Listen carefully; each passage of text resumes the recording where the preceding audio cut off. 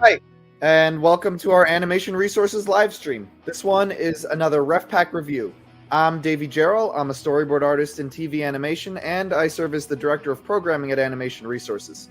And I've got a guest with me today. He's the Director of Publications at Animation Resources and runs the tech for our live streams, David Eisman. Hi, Davey. Hey, David. How you doing? I'm doing great. How are you? I'm good, thank you. Cool. So, today we're going to be going over our current members-only reference pack, but before we do that, I'm going to quickly tell you a little bit about Animation Resources. So, Animation Resources is a 501c3 nonprofit that specializes in art curation. We preserve art from the past so it can be used to inform art of the future. And we provide context for everything we share. The history behind it, information about the artists who created it, and how the ideas can be applied to your own work. If you're not already, I highly encourage you to become a member of Animation Resources. Paying members get access to a new reference pack every other month. Reference packs include rare animated films and ebooks filled with cartooning and illustration, all work you'd probably never otherwise see. Students, this is a great time to join with the start of the new school year. I started up my membership when I was a student, and it was a great supplement to my education. School is great, but it doesn't teach you everything you need to know.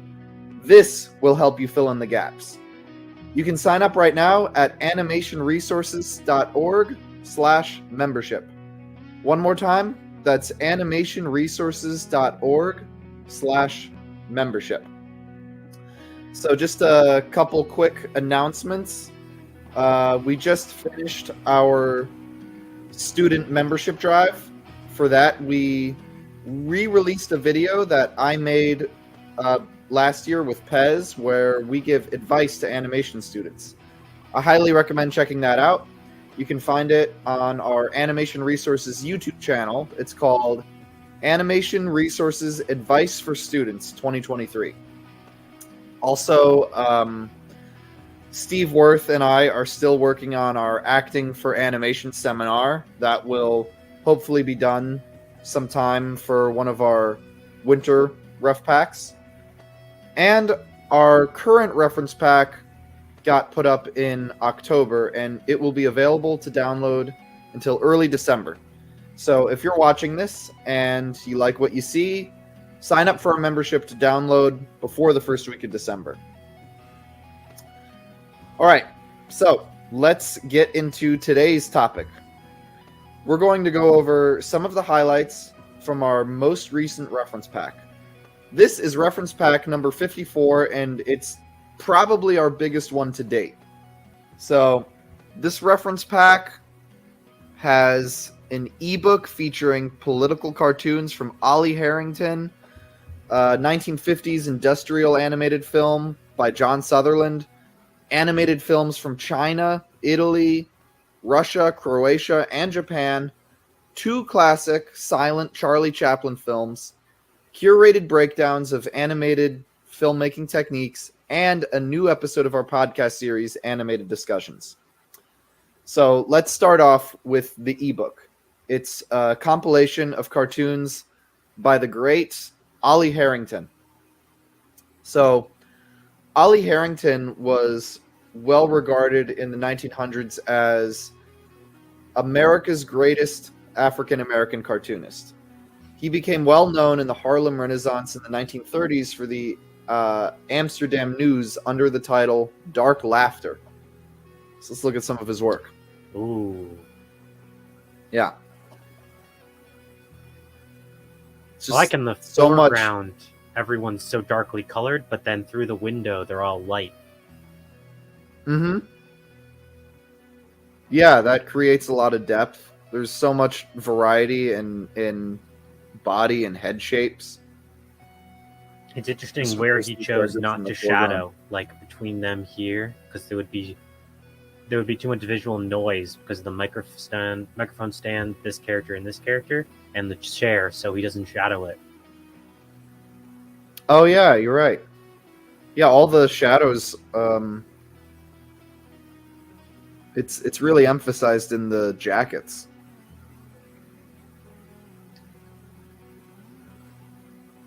Yeah, this is fantastic. That's amazing. Such a great pose, such a great expression. So solid. Like that's a lot of shapes and like circles, and it's solid the entire time. Yeah, it's very clean looking, but also organic. The No, fabric lines really nicely done, especially on Mhm. when she's spreading the lower part of her dress. They read really well. This is a great composition. It's like an up camera. It's tilting upward, right? Or is the No, perspective just wonky? Isn't it tilting? Yeah, tilting it's tilting down. It's down? tilting down. My bad. Yeah. It's tilting down. Yeah.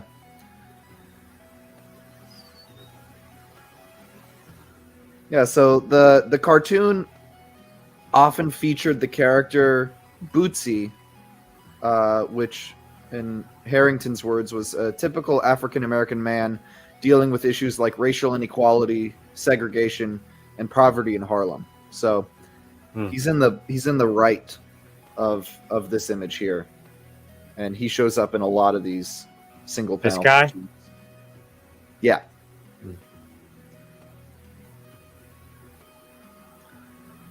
Cool. Next, we have our video section featuring an industrial cartoon from 1957 called The Littlest Giant. And this one is by John Sutherland Productions. No audio, because otherwise we'll get taken down. Exactly. So This is UPA, right? it's not. It's Sutherland. not? I mean, Oh, really? It looks exactly like. yeah. It does look exactly like UPA. I mean, Yeah. It was done in the same time period. Well, this is a little after UPA, so I think Was that done on in camera? The addition of all those characters, like, or did they like paint over after the fact, or were they like half of a cell? Like, how did they do that? I have no idea. It looked like it was done in camera because it had a different Yeah. effect than the rest of it. I remember we showed this cartoon a couple streams ago. At the end, we watched the whole thing. Oh yeah, you're right. Mhm. We didn't get Doc for that. Only the Goofy one. Yeah, I guess this one's obscure. Yeah. I But like the just style. be safe. I've always liked the style of the UPA style with the characters. How like there's no differentiation in line density, but it still works even though it's flat. It works really well for these types of cartoons where they're not so much like personality focused, but just getting a lot of different, more like Right. conceptual ideas across. Oh. Yeah, so that's a great cartoon. Next, we have our international section, and we have cartoons from China, Italy, Russia, and Croatia. So this first one here, oh, it's crazy. It's Is this China? I'm guessing. yeah, Is Princess it paper cutout? Iron Fan. No, it's got some rotoscoping. So this is done by the Wan brothers in China, 1941. And yeah, it's a combination Wow. of rotoscope and surreal metamorphosis animation. It's kind of reminiscent of early Fleischer. Is this Cell, or did they do it a different way? This is Cell. Wow, look at that effect. It's It's very, crazy. very reminiscent of early Fleischer. Especially that The fire. stories. So this is a whole feature, and the story's kind of convoluted, but basically it involves Monkey King's quest to defeat the bold Demon King, who's married to the beautiful demoness Princess Iron Fan. Whoa, camera move. Yeah, That's it. Yeah, that's like sounds like the Monkey King. and that was like a little moonwalk he just did. Yeah. That's so cool. Oh, it plays twice for some reason. Yeah, that one's crazy. Yeah, next is a cartoon from Italy. This looks Mr. Italian. Rossi Buys a Car. This is from 1967, and it was made by Bruno Bazzetto, who's the same guy who made that Fantasia parody we shared in a previous reference pack, the Oh, very nice. Allegro non troppo. It's a similar goofy That's interesting. style. That wing cycle is 3 frames. It's like up just enough to complete the wave principle. So there's up and then follow through and then Yeah, you know, like the wave principle Back has to- to like bend the S curve. It's just 1, 2, 3. mhm. I guess only 2 frames then. 1, 2. There's not a lot of in betweens in this. Yeah.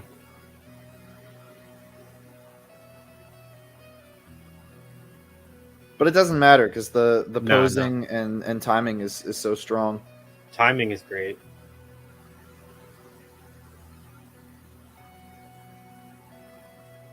I love that. That's great. That's Ooh, nice head turn.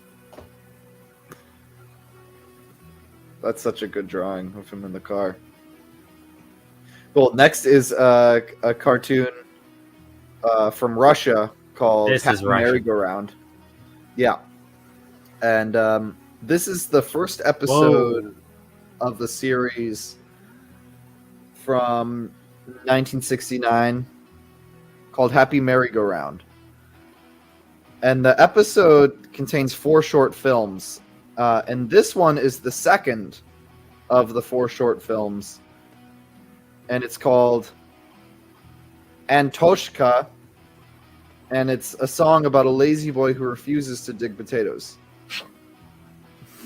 Sounds very I guess, Russian. but like there's no audio here, but it's like a music video. Whoa. I love the animation on that little character. It's got the same rendering style as those Winnie the Pooh cartoons from Russia. That same watercolor background. Mm-hmm.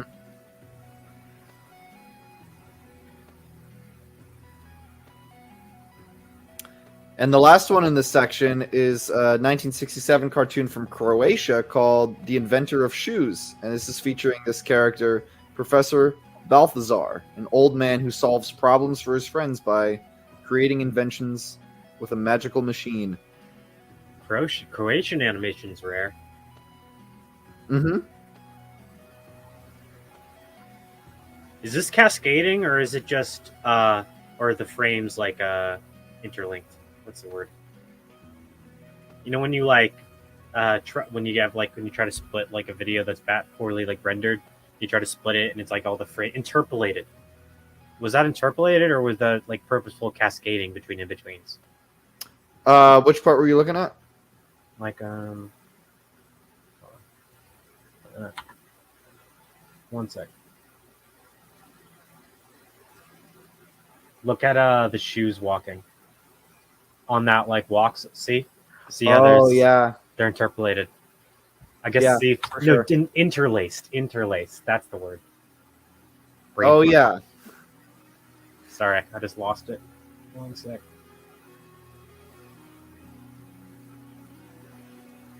Is de-interlacing when you go in and get rid of that? Yeah, it can't always be done though. Like, Yeah. if the source material is really messed up, like it just won't work. Yeah.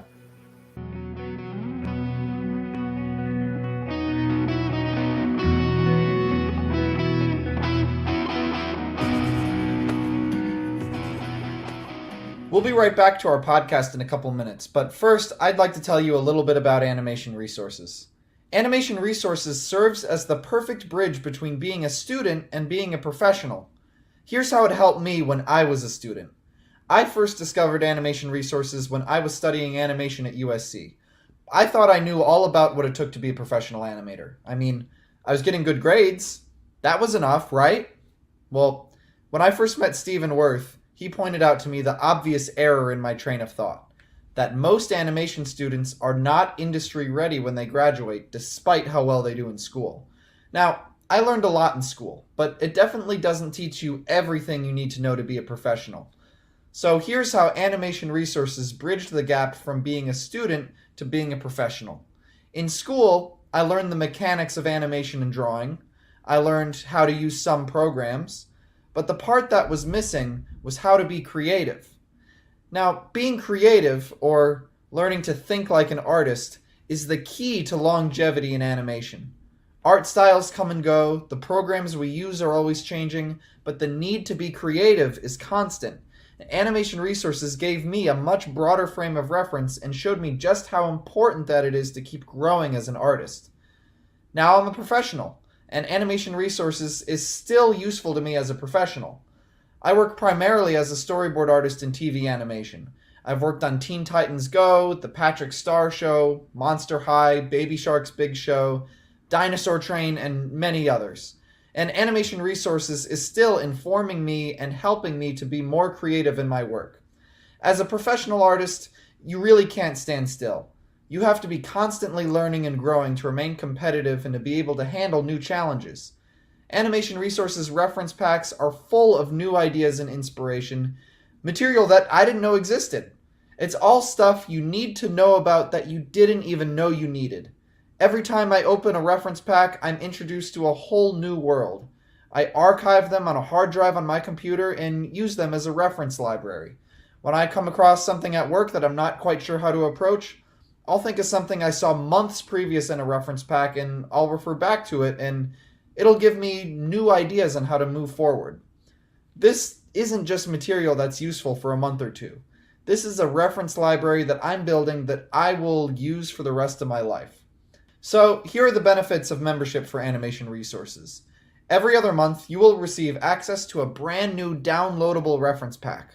Here's what's in a reference pack. Informative articles on animation history and technique, like how Chuck Jones and the Golden Age animators used musical timing on bar sheets, the influence of sports cartoonist Leo Amelia, and the history of the 53 stations of the Tokaido Road. You also get high-resolution ebooks on cartooning, animation, and illustration. These include drawing courses like the one by Eugene Zimmerman and treasures of Japanese cartooning like Hokusai's manga.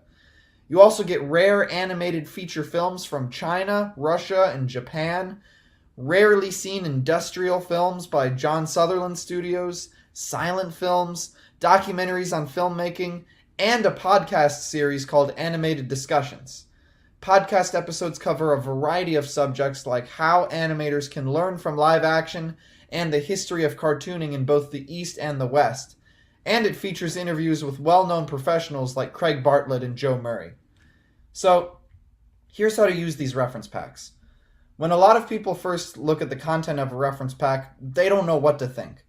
It looks so far removed from anything they do or understand that they don't see how it's relevant.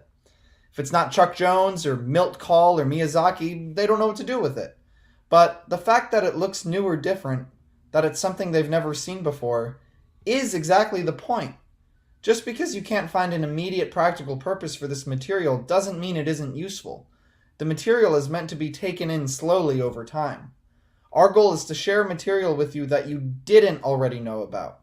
I know it's more comfortable to look at things you're already familiar with so you feel like you have a grasp on the subject, but creativity is an uncomfortable process. You have to think outside the box and push yourself to do things you've never done before. If you don't, you run the risk of sliding back into formulas. Learning to be creative is no different. You have to forcibly break old habits, open your eyes to the world, and glean inspiration from new sources. The broader your frame of reference, the wider your creative scope. New things should really excite you because they encourage new ways of thinking and inspire new things you can create. So, the purpose of these reference packs is not to go through them once and never look at them again. There's way too much to take in at once.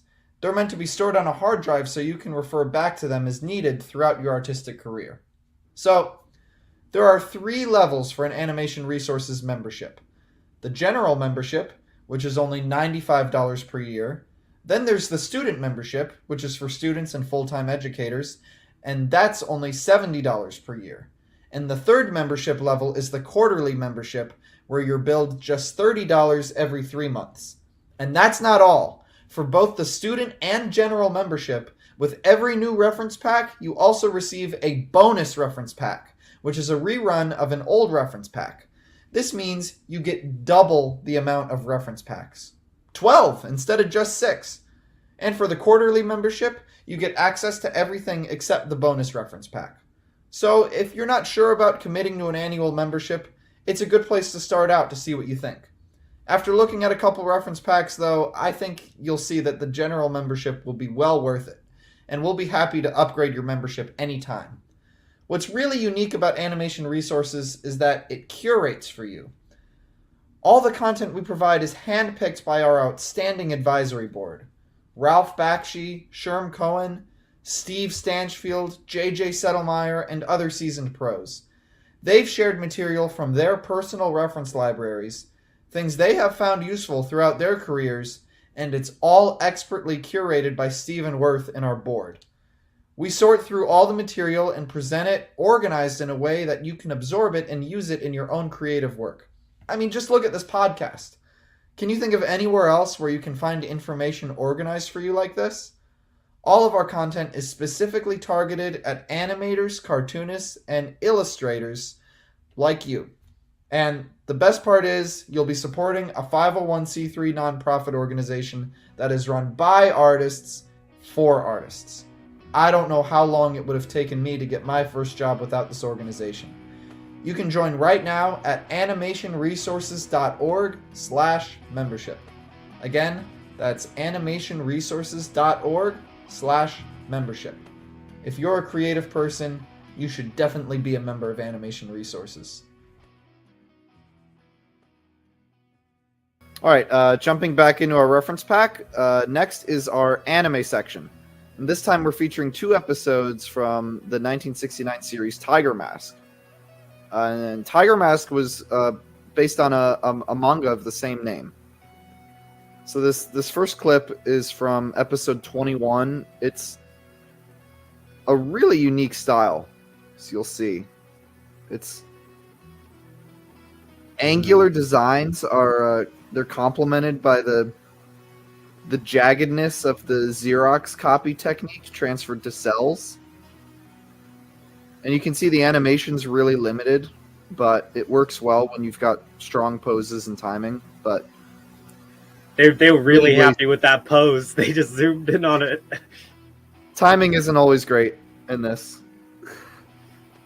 They were like, yes, that is the pose to end all poses. But you can see how this became like, an early version of the anime style that we all know.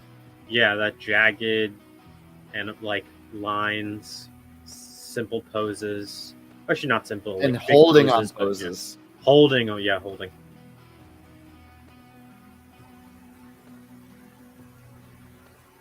Ooh, that was nice. That had some in-betweens in it. That was like 7 drawings. They like pick and choose where they do like full animation.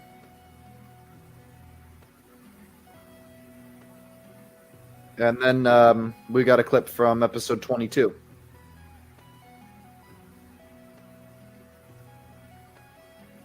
Oh, wow. They're doing turns and wow. This is really, really, really nice. Whoa. Did they just have way more money in this episode? I just picked a clip where there's a lot of action.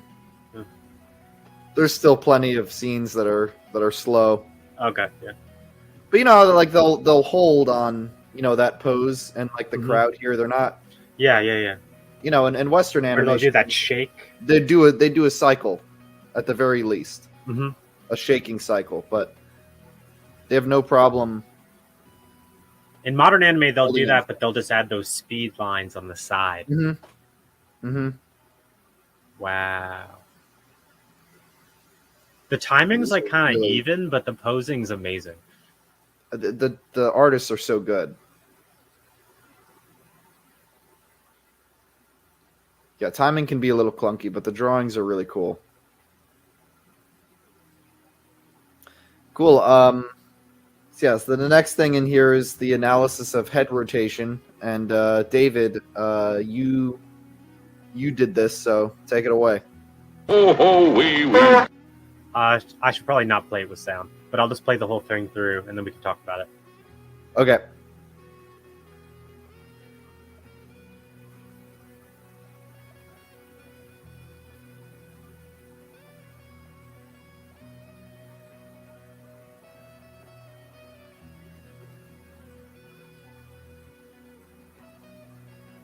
Ooh. How did you decide this as a topic? These kind of like undefined principles of animation that you define. This one's just been in my notes for a while to like do ever since I saw the old gray hair and by that turn by William McKinson, which I think is at the end. I was like, this would make a great topic. Yeah, this one. Yeah, this one goes on a long time. Mm-hmm. It's just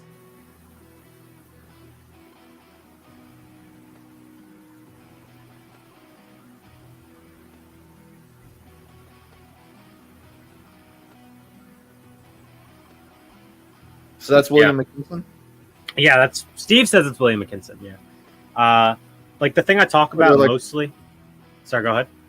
I was just wondering, are there like 4 McKimson brothers or something? I think there are 4 McKimson. 4. And then this one's great. This one's the most unique out of them all of them because it uses multiples in betweens and like warping to create its head waggle.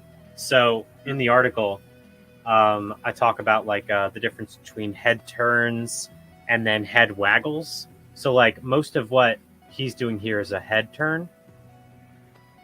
And so that's like really difficult because you basically have to imagine like their head rotated 5 degrees and then draw that and then over and over again. But you also have to have proper like spacing. So it can't just be the same 5 degrees. It should be like 5, 5, 10, 15, 30, 25, 10, 5, 5 to create like slow in, slow out. Yeah, all right. I wrote it. I like did specific frame counts in my article. So it's like at frame 72, Mr. Magoof's head is almost entirely front facing, then transitions to a side view through frame 79, ending at a back view, completely opposite the initial key. So he basically makes like a 180 turn. Then another head turn in this is a dual head waggle. This is the William McKinson one, which is like the end all be all. Like he goes so far. And it's like he there's no stutter, there's no hitch, there's no shake, which is like crazy because like all the lines on his face, especially when he turns. And then waggles are like Milt Kahl's thing.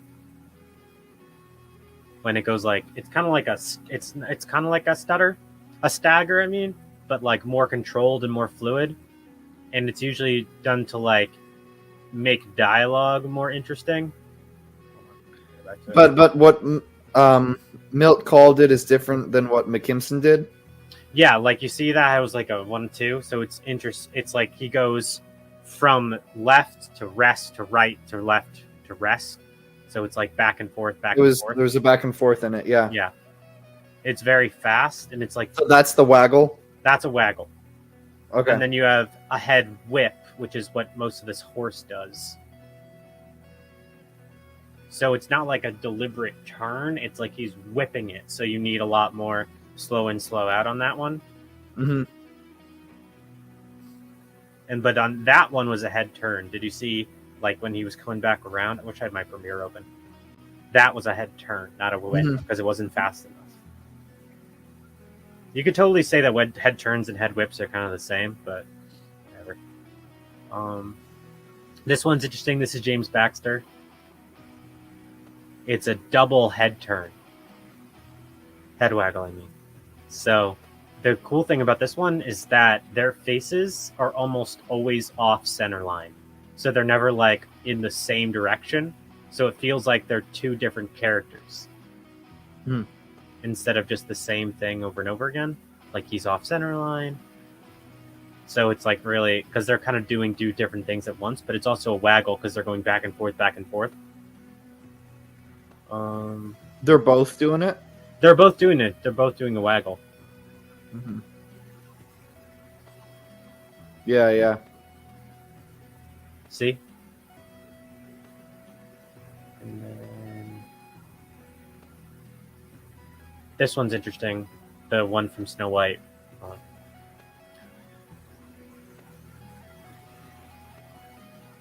Because he like bends the anatomy and warps. Yeah, what's going on there? It's a It it's makes a it it's a look morph. like a plushie toy. Yeah. It's a morph. It's like he's playing with the dimensions. And then I'm he wondering snaps why back. they chose to do that, though. I don't know. I guess just to enhance the effect. It does make it look like his head's filled with water. It does, but it's also like just kind of doesn't make any sense because I don't think they're squash and stretch throughout most of the movie. No, I mean that's so odd. I like it. I just want to know the thinking behind it. Well, thank you very much. Yeah, it was fun. That was informative. It's a bit of a I need to more reread the boring article now. topic than like in the article I go into like frame count, so I give you the explicit frames at which these Okay. things are happening, and like how many frames is in a turn. I'll have to look at that again. So, yeah, this is our sidetrack section, and we feature 2 silent films from Charlie Chaplin, Easy Street and The Adventurer, and they're both from 1917. So this clip from Easy Street. Hold on. Chuck Jones cited Chaplin as one of his biggest influences, along with his contemporaries Harold Lloyd and Buster Keaton. But Chaplin stood out, and he became the first international superstar, turning slapstick into an actually respected art form. So, at his peak, I didn't know this until recently, Chaplin was the highest paid person in the world. Really? Yeah. Oh, I think Wow. I think you skipped the second Yeah, half of that my bad. last. From here. Yeah.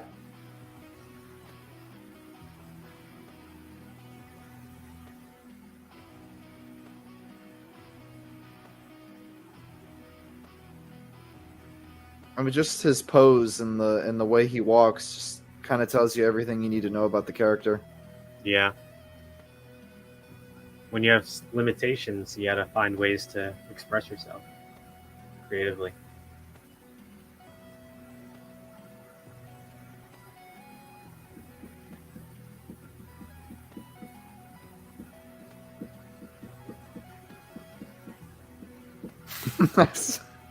He looks so uncomfortable. No, this clip is from The Adventurer. This one's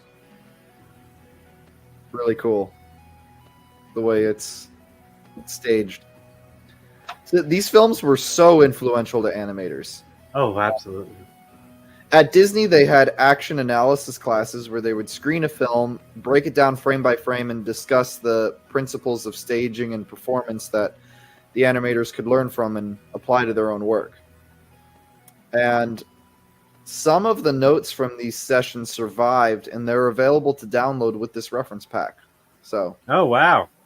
that alone should be a reason to join I gotta check that out. I didn't see that.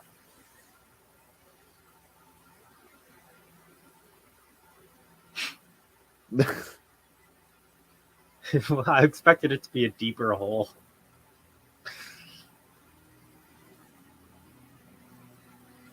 I love how quickly he climbs. He's scrambling up there.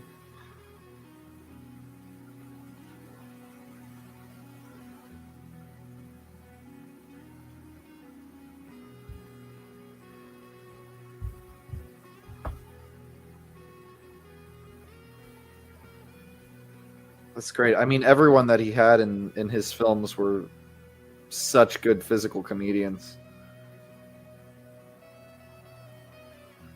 So yeah, next we have a new episode of our podcast series, Animated Discussions, and this one is an interview with Animation Resources President Stephen Worth. So this interview was conducted by Jennifer Crittenden for her podcast Books, Shows, Tunes, and Mad Acts. So Steve Worth covers a variety of topics in this interview pertaining to creativity, and also he talks quite a bit about animation resources. So download this podcast and check it out. Finally, we have our bonus section, which is a rerun of reference pack number 23.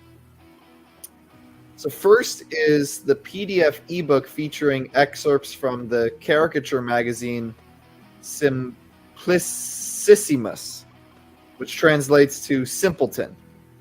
So this ebook features over 2 months worth of issues in their entirety from 1903 to 1904. This was the most daring magazine of the day. It made fun of military officers, class divisions, loose social morals, and powerful political leaders.